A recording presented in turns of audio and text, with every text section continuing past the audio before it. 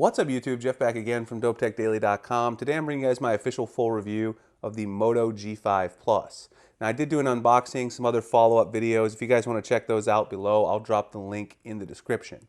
Let's talk about the build really quick first. I wasn't a huge fan. I don't necessarily like the aesthetic quality of the Moto G5 Plus, mainly because it just doesn't look pleasing to me, the camera hump.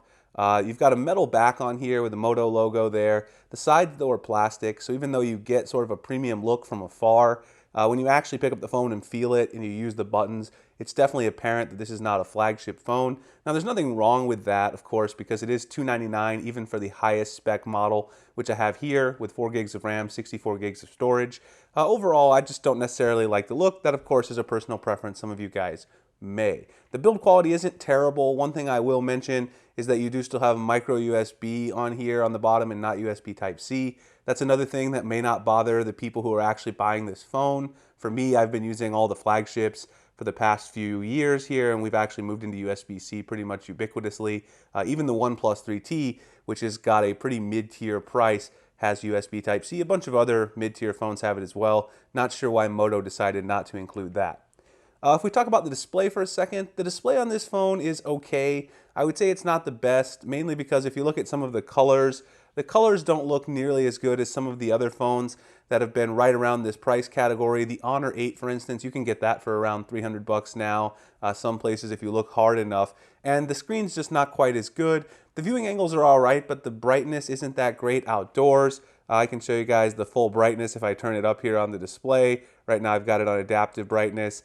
This is what it looks like if you turn it off and turn up the brightness. So this is the full brightness. Of course, it's going to look a little brighter on video, but this is actually nothing compared to, one of the other phones in this category. The OnePlus 3T gets quite a bit brighter outside than the Moto G5 Plus, also the Honor 8, which I mentioned.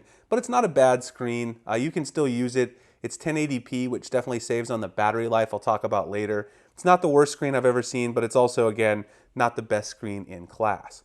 The software on this phone is excellent. Moto did a really good job of making the software customized a little bit while keeping mostly stock Android type features. You see the settings menu looks pretty much like stock Android. Also, the quick settings looks very similar to stock. But you do have these customizations, which I talked about in a previous video. You go into the Moto app and you can see you've got all your different actions.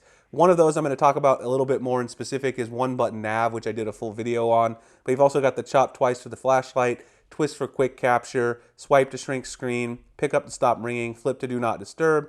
And you also, of course, have the Moto display here, which you can use to get a quick glance of your notifications as they come in. Talking about the one button nav really quick, again, I did do a full video, but when you turn one button nav on, basically what this allows you to do is use the single home button, which also doubles as the fingerprint scanner, to go back and also to go home. So you can go back, you can hold it to turn the screen off, you can do a lot of different cool things, and you get that extra screen real estate because you don't have the soft keys on the screen anymore. Now, it does take a little time getting used to this. I used it for quite a while. The only problem is sometimes when you swipe left to go back, which is the way that you go back, sometimes you may actually end up pressing to go home. So if you're actually navigating web pages, etc., and you actually want to swipe left to go back like that, and you end up going home, that can be a little annoying. Now it doesn't take that long to get used to, and once you do, it is pretty fast, but that's still going to happen occasionally. And if you're trying to do things quickly, you might get a little annoyed, go back to the soft keys. That's what I did, but if you want extra screen real estate for vertical scrolling and reading, you really can't go wrong with the one button navigation. It's pretty excellent. I'll use it for the rest of the video so you guys can see how it is. Let's see how many mistakes that I happen to make with it. Performance. The performance with the Snapdragon 625 on this phone is excellent for day-to-day tasks like web browsing, Twitter. You guys can see messaging. It opens up all these apps super fast. Gmail. Anything that you do on a day-to-day is going to be excellent with the 625 with Motorola's very lightly customized software on top. I've had absolutely no lag in doing day-to-day tasks. Everything about the UI is very, very fluid.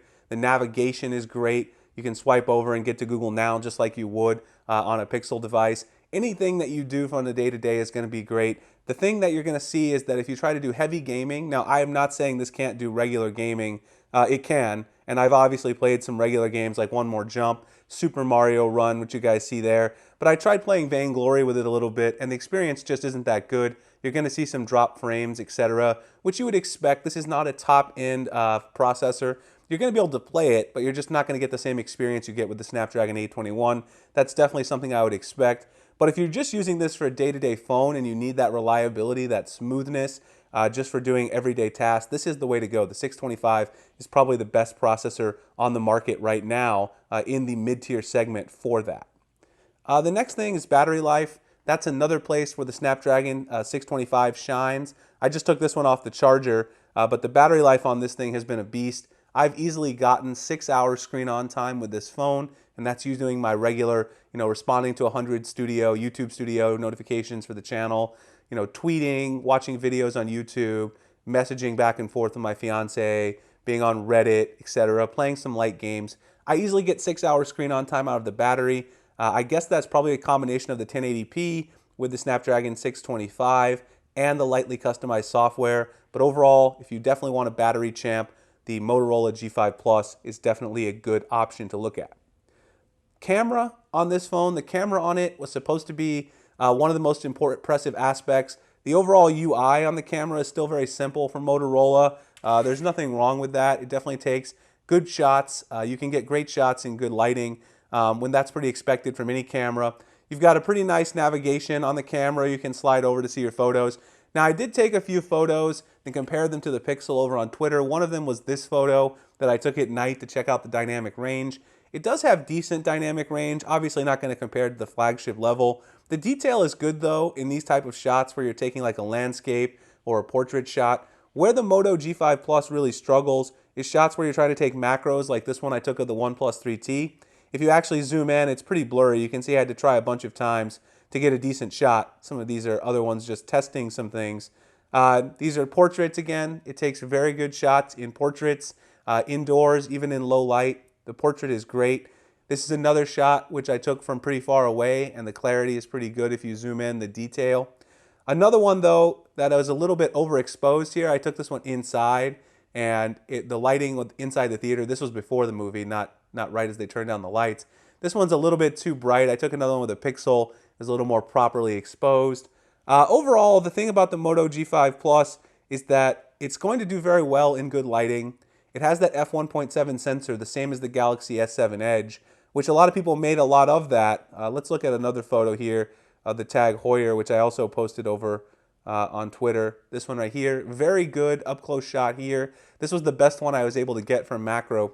So overall, it does well in low light because of that f1.7, but it does lack optical image stabilization. It also doesn't have the same image signal processor in the 625 that you're going to find in the Snapdragon 820, 821, etc. So that does hurt it when you're taking close-up macro shots, when you're taking something at night, anything that has motion, anything where you really need a steady hand. So overall, while the camera is impressive, it's not as good as I thought it would have been up front, and I guess I should have known that due to the limitations of the 625. But for a phone in this price category, the camera is actually amazing. The front-facing camera is really nothing to write home about. I took a few selfie shots.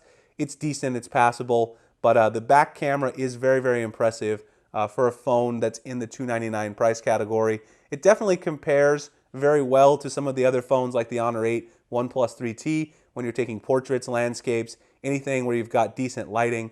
But in macro shots, again, the optical image stabilization and the image signal processor do win out in those other phones. The last thing, just a couple of odds and ends to mention if you're considering purchasing this phone, and that is that this particular phone is not enabled with NFC in the US, and it's not really waterproof, so it doesn't have IP68 certification. It is splash-proof, quote unquote, which doesn't really mean that much. It doesn't have a really deep IP certification like Samsung's Galaxy S8 or the LG G6, etc. So you don't want to be putting this in water, going swimming with it, taking it in the shower. So that's something to mention. Lack of NFC here in the US. If you're in India, some of the other variants in Europe, they do have NFC, so that's not really a problem. Accessories and longevity. This phone is definitely going to have very few accessories available. I'm going to review one case from Incipio that Best Buy has available. It's a pretty good case, but if you're the kind of person who likes a lot of accessories, this might not be the phone to go with because it's not a flagship. That's going to happen for any mid-tier phone. Longevity, the phone should hold up well. Motorola seems to be updating their phones a little more. Some people disagree, but they definitely have updated the Moto Z series this last year. We'll see how they do with the G5 Plus, but I think there's a good chance that this phone will get a couple of updates and that you won't have to worry too much about that. The last thing is the speaker. The speaker on the phone, it's decent. It's not nothing to write home about though. There's nothing crazy good about the speaker on this phone. Listening to media is fine. It's not exceptionally clear. It's not exceptionally loud, but it's also not annoying or crackling or anything like that. Finally, a conclusion on this phone for $299 or $229. The phone's a great value. If you're looking for a phone in that price segment and you really care about day-to-day operation, performance, and fluidity, you really can't beat the Moto G5 Plus. You also get a very good camera that performs in good lighting and takes some decent shots at night as well. There are other options out there. Again, the Honor 8 is very close as well. If you're looking for a more premium build, I think the Honor 8 looks better personally. But in terms of overall smoothness, I think the Moto G5 Plus beats most of those phones. Lack of NFC, of course, is something to consider if you're here in the US. If you really care about that, that might be a consideration for you as well. All right, guys, that's my full review of the Moto G5 Plus. Hope you enjoyed. Please like and subscribe if you enjoy my content. Find me at dopetechdaily.com, Google+, Instagram, and Twitter at the links in the description. Appreciate you guys checking out this video, and I'll see you in the next one. Thanks a lot for watching.